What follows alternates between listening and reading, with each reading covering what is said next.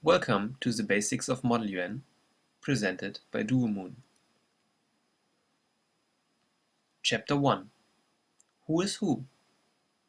In this chapter, we will have a look at the role of the individual participants in a Model UN simulation.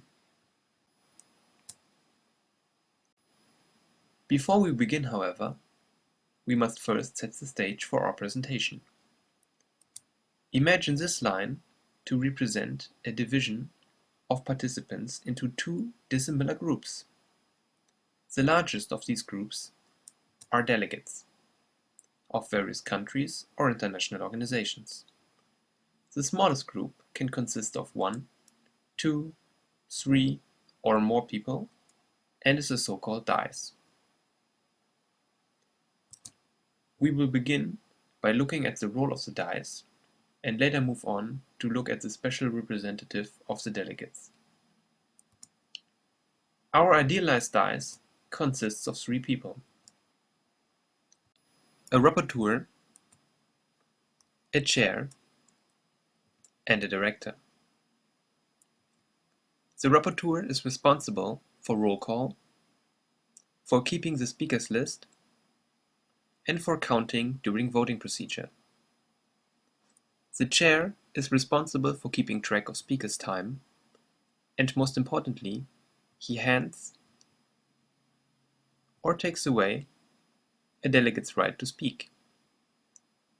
The director is responsible for working papers and draft resolutions coming in from the delegates. Among delegates, there is only one kind of specialization. From among their own, delegates may elect one or several to pass notes between delegates. These are the so-called pagers. Chapter 2. A typical session. The session begins with the director making a roll call. All further roll calls will be conducted by the rapporteur. In this roll call, delegates may state whether their country is present or present and voting. Should they announce themselves as present and voting, they cannot abstain from substantial matters.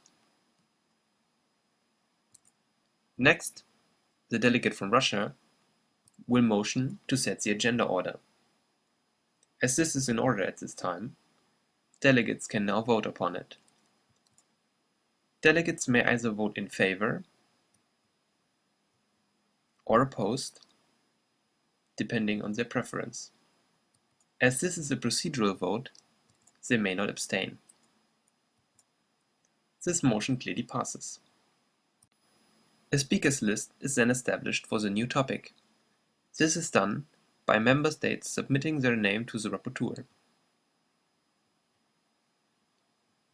who compiles them into a list and puts this list up for everyone to see.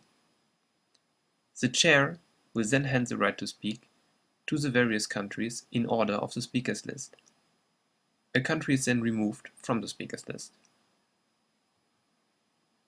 However, Austria will be out of luck this time, as Russia motions for a caucus. The director approves of this motion, and therefore it is now being voted upon. Austria is obviously opposed, while the rest of the committee appears to be in favor. This motion clearly passes. We are now in an unmoderated caucus. Delegates are able to walk around freely or leave the room. They may talk to one another for negotiations or have a cup of coffee. After the amount of time specified in the motion has elapsed, we will return to formal session. We are now back in formal session. During the unmoderated caucus, 2 working papers were produced, which are now being sent to the director. The director will check them for style and grammar and send them back if they are insufficient. Should they meet the requirements, the director may approve of them. Luckily, one of the working papers has found the approval of the director. It is now being introduced as working paper 1.1 and distributed to all participants. Usually, we would now continue with the general speakers list. However, there is a motion from China to move into immediate voting procedure. This is in order and therefore put to a vote. Again, for a procedural vote, delegates may move in favor or opposed, but not abstain. This time, it is unanimous, however. This motion clearly passes. We are now in voting procedure. Because of this, delegates may not enter or leave the room. Also, only a limited number of motions is in order.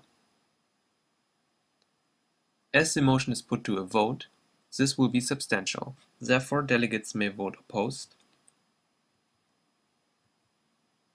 in favor, or they may abstain. As this motion passes, our session ends with the passage of a draft resolution. Chapter 3: What to avoid.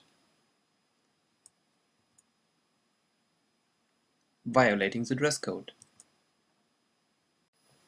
Delegates not adhering to the dress code or displaying national symbols may be removed from the room by the director until they get changed. Not speaking English. Speaking a language other than English during a Model UN session is considered extremely rude, as not all participants can understand you. We therefore ask you to refrain from such behavior.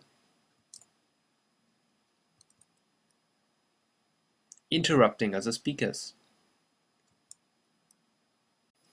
When a delegate holds the floor, it is considered extremely impolite to interrupt him with a speech, a motion, or a point. Please refrain from doing so.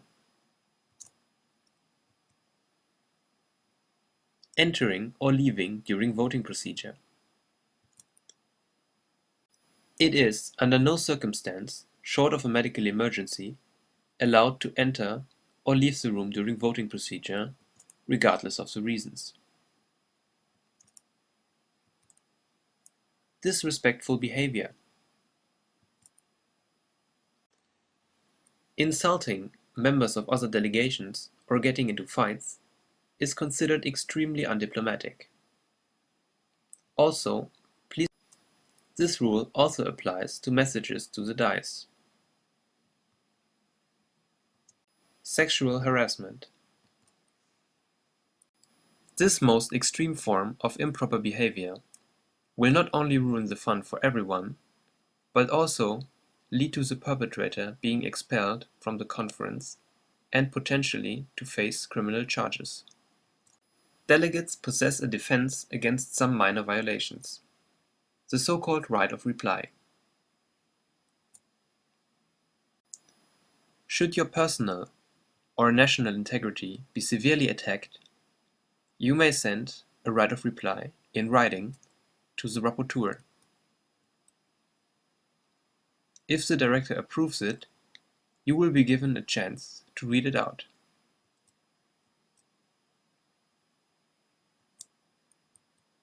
Thank you for watching. Also visit us on www.dualmoon.de.